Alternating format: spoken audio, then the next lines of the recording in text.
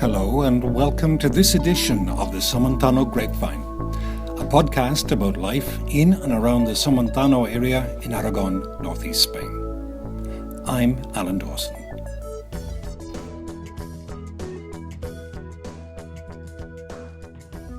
The Grapevine International Wine and Spirit Trade Fair takes place every year in Dusseldorf, Germany. It's one of the most important wine fairs in the world. The official statistics are impressive.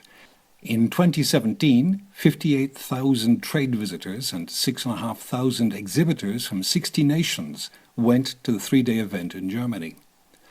Of course, Somontano wine was on display. Chus Sierra had the opportunity to represent the Somontano winery on two occasions. Chus told me about her impressions on arriving in Dusseldorf.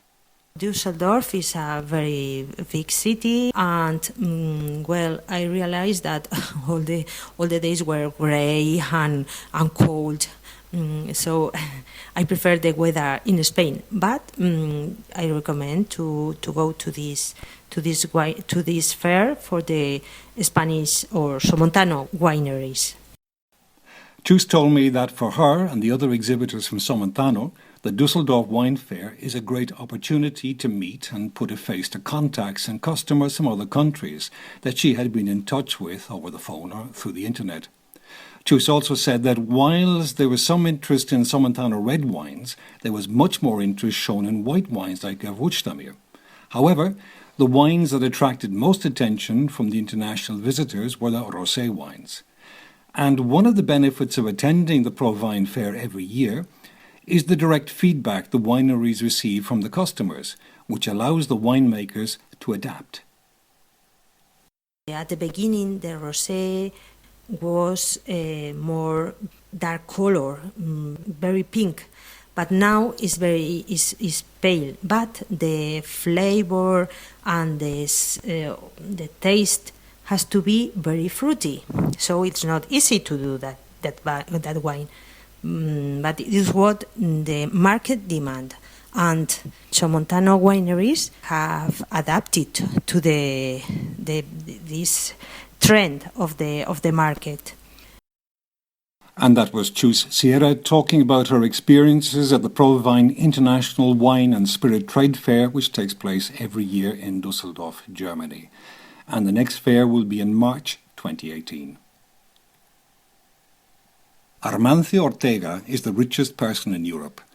With a personal wealth of more than $83 billion, he's sandwiched between Jeff Bezos, the founder of Amazon.com, and Warren Buffett of the Berkshire Hathaway Investment Company. Mr. Ortega is probably most famous for being the co-founder of the Zara fashion chain and the Inditex business empire. Perhaps he's less famous for his educational philanthropy. Every year, the Amancio Ortega Foundation awards 500 scholarships for young people to spend their second last year of secondary school studying in North America. The objectives of the program are to improve the students' English levels and to give them a culturally enriching experience. This year, over 9,000 young Spanish people applied for the scholarships, which cover 100% of the cost of their 10-month stay.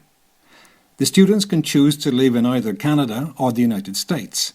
After that, the final placement is decided by a draw combined with the wishes of the individual host families.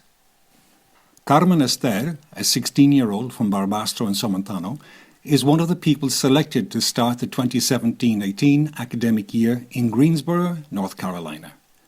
I asked her if she was excited about going there.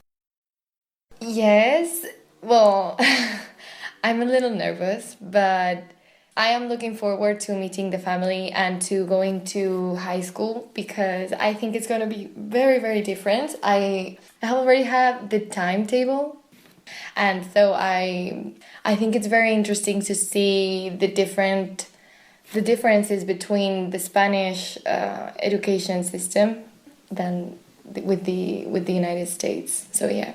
I know that music is an important part of your life, or it has been to date. What's going to happen when you're in the United States?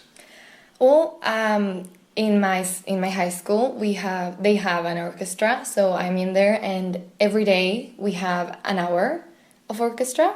So I'm pretty happy because I was afraid that I wouldn't have time for violin, which is my main instrument. So, well, I talked to my host sister and she said there's no problem in you coming into the orchestra. They would love it. So it's like a subject. You have like mass, but then you have orchestra and it's 1 hour per day. I have also spoken to a Suzuki teacher in North Carolina, and I am so looking forward to meeting her and seeing how she teaches, because, you know, it's interesting to see how different people teach all over the world. So yeah, I'm not going to let music away because it's very important for me. And what's going to happen to your ukulele? It's going to stay in Spain because, well, I'm bringing my violin, but my ukulele doesn't fit. Like, I have to bring so much stuff, and yeah. Well, I don't know, but I will probably most likely buy one there, but I'm not sure yet. And what do you think you're going to miss most about going to the States? Miss most? Yes. Of Spain? Yeah. My family, definitely. My friends, the food and the customs we have here. Like, I was talking to my host family the other day, and they asked, what time do you eat dinner at? And I was like, 10 p.m. And she said, I am in bed and at 9:30 p.m. And I was like, okay, that's gonna be challenging. And well, yeah, the food, my family, because they are like, I am just a family person, you know? So yeah, but it's gonna be worth it, I know. But yeah, it's a little scary. Good luck to Carmen Esther, who is one of 500 Spanish students who is going to spend the next 10 months studying in the United States or Canada, thanks to the Armancio Ortega Foundation. And that's it for this edition of the Somontano Grapevine.